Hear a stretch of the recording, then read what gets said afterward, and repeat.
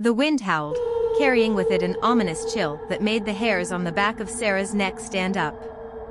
She tightened the collar of her jacket, glancing over at her friends as they huddled around the dilapidated sign in front of them.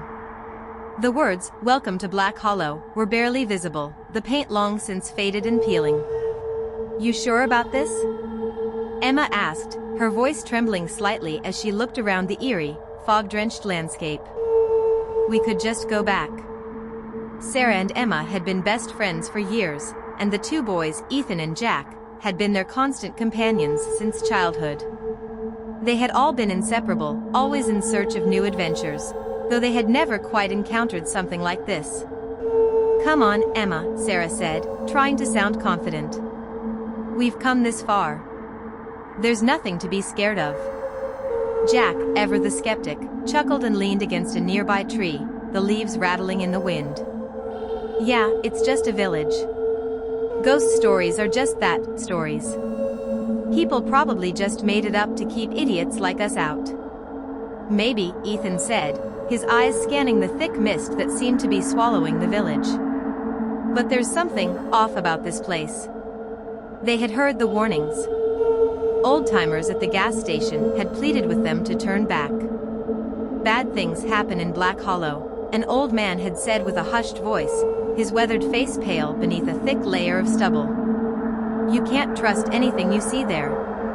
But despite the warnings, they had pressed on, driven by a mix of curiosity and the thrill of the unknown. Now, standing at the edge of the village, they were starting to feel the weight of that decision.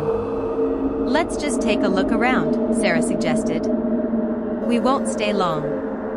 Emma gave her a doubtful look, but followed nonetheless. The group moved into the village, the cobblestone streets cracked and overgrown with weeds. The houses, though once grand, had long since fallen into disrepair. Broken windows stared like hollow eyes, and doors hung on their hinges, creaking with every gust of wind. As they wandered deeper into the village, the fog thickened, muffling their footsteps. The silence was unnerving, broken only by the distant cawing of crows. The place felt alive, as though it was watching them, waiting for them to make a wrong move. "You guys feel that?" Jack asked, his voice low and uncertain. "Feel what?" Ethan replied, glancing at him. "Like, something's out there. Watching us." Sarah frowned. "Stop being so dramatic, Jack. There's nothing here." But even as she said it, she couldn't shake the feeling that they weren't alone. They turned a corner and came across a large, crumbling mansion at the end of the street. Its front doors were wide open, as if inviting them in. "All right, this is it," Sarah said, her voice tinged with excitement. "Let's check it out." Without waiting for a response, she started toward the mansion, her footsteps crunching on the gravel path. The others followed hesitantly, though Emma clung to Sarah's side, her fear palpable. Inside, the mansion was a shadow of its former self. Dust and cobwebs filled the air, and the floorboards groaned beneath their weight. Faded portraits of long-dead ancestors lined the walls, their eyes seeming to follow the group as they moved deeper into the house. "Spooky," Jack muttered, though his tone had lost its usual bravado. They reached the main hall, where a grand staircase spiraled upward, its banister cracked and chipped. At the base of the stairs, there was an old wooden chest, half hidden beneath a tattered rug. "Let's open it," Ethan said, his eyes gleaming with a mix of mischief and excitement. As they pulled the chest open, a gust of cold air rushed out, and a foul stench filled the room. Inside the chest lay a collection of old, tattered books and an assortment of strange trinkets. But what caught Sarah's attention was a small, intricately carved wooden box.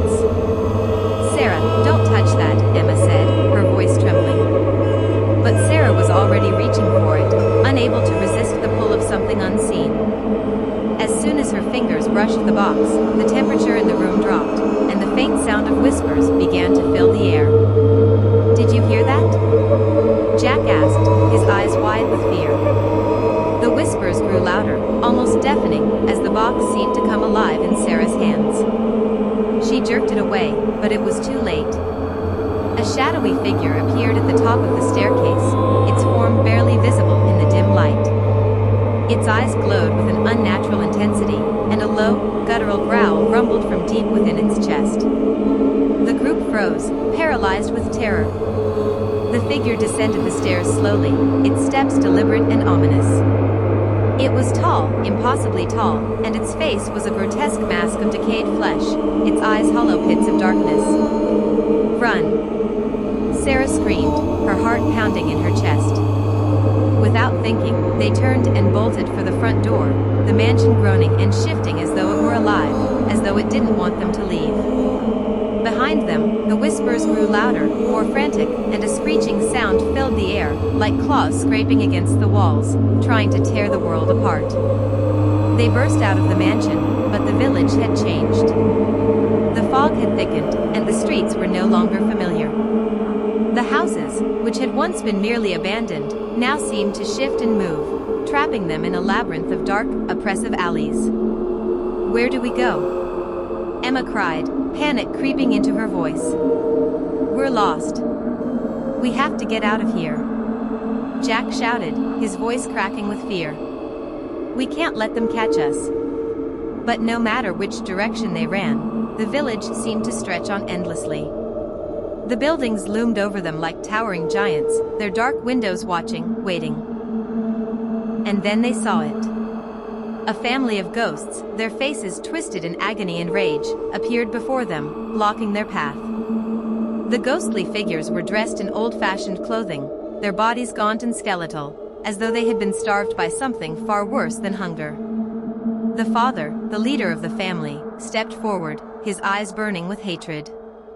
"You shouldn't have come here," he hissed, his voice like the crackling of dry leaves.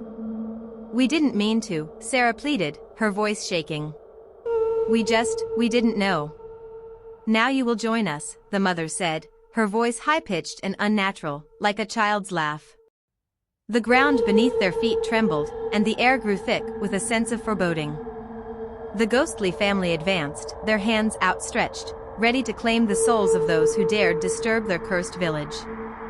In a final, desperate bid for survival, the group turned and fled, running blindly through the village, their breath ragged and panicked. But the ghosts were faster, relentless, their cold fingers closing in on them. One by one, the friends fell. First Jack, who was pulled into the fog with a blood-curdling scream.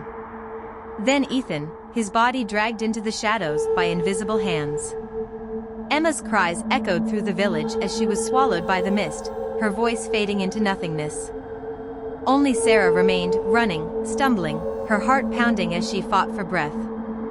But the village was closing in around her, the walls of fog tightening with every step she took. As she reached the edge of the village, she turned to see the ghostly family standing in the distance, watching her. Their faces twisted in cruel, knowing smiles. And then, the village swallowed her whole. Years later, the villagers would tell the story of 5 friends who had ventured into Black Hollow and never returned. The whispers in the wind were the only reminder of their fateful journey, a warning for anyone foolish enough to follow in their footsteps. The ghosts of Black Hollow would never let them go.